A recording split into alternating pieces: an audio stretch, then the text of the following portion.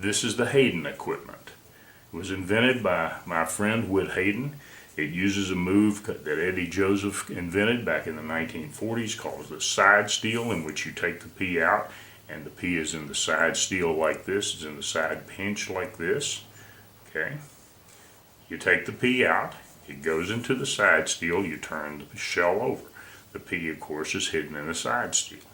Then, to put the pea back, you're going to take the second finger, put it on the side of the shell like this, rock the shell up like this. Now, the pea is still in the side steal, right here. It's in the side pinch.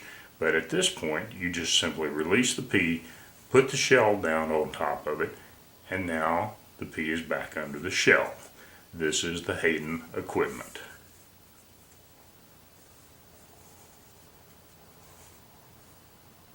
Nothing to it.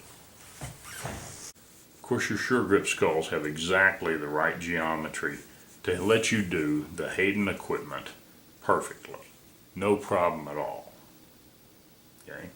Another thing you can do with them, though, is add a little twist to them, because as you can see, the pea is about the same color as the inside of the shell, as the chamber. All right. So what you do your side steal like this. Okay, you turn the shell over, show it empty, and then as you turn the shell back over, you just drop the pea into the chamber and flip it over, and it's there. And this is the way that equipment works.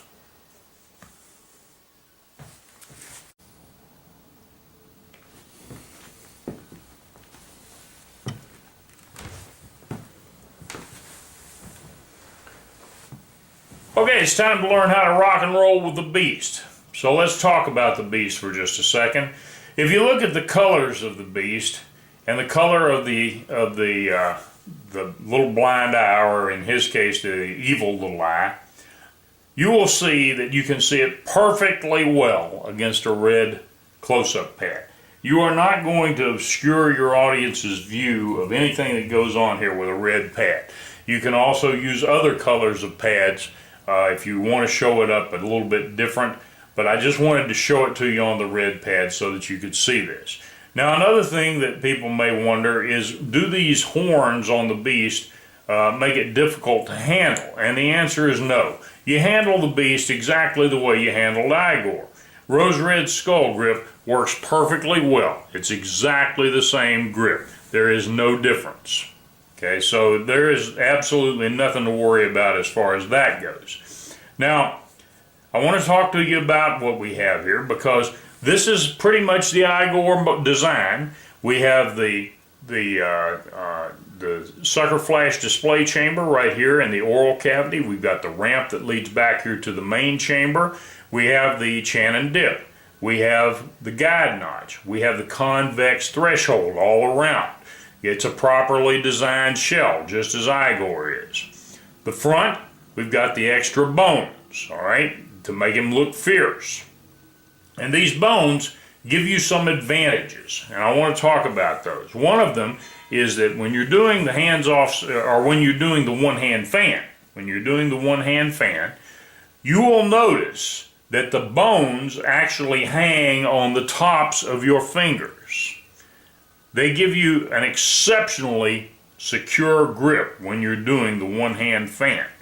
And you just do the one-hand fan exactly the same way that you would have done it using Igor, except that you've got this additional advantage.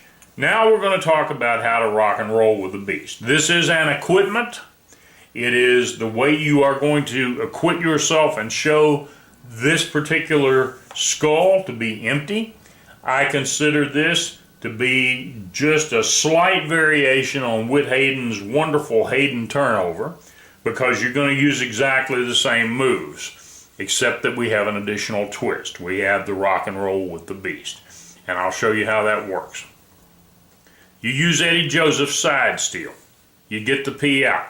Notice that when we rock the Beast back on the table, when the Beast hits the table, we want it lying with the back of the skull on the surface. Here's the pea in the side steal right here. Now, to place the pea under one of the shells, here's how you do it. You put the two fingers down, the second finger and the first finger, onto the shell at the same time. The first finger goes up here on the nose and rocks it forward. The second finger makes contact right here where the ramp meets the chamber. And the reason for that is that you have now rocked the beast forward. You are going to begin the roll, and as you begin the roll, by pressing down with the second finger, balancing the beast on one horn at this point, you drop the pea into the chamber and complete the roll by simply pressing down with the second finger, and the beast goes over. And the way it looks in real time like this is you steal, you show, you rock, you roll. Nothing to it. One more time. You steal, you show, you rock, you roll. That's all there is to rock and roll with the beast.